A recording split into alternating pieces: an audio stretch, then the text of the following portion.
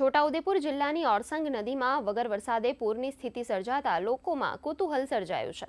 જો કે ઓરસંગ નદીનું ઉદ્ગમ સ્થાન મધ્યપ્રદેશમાં હોવાથી ભારે વરસાદના પગલે નદી બે કાંઠે વહી રહી છે, ત્યારે ઓરસંગ નદીનું રૌદ્ર સ્વરૂપ જોવા મોટી સંખ્યામાં લોકો દોડી આવ્યા હતા।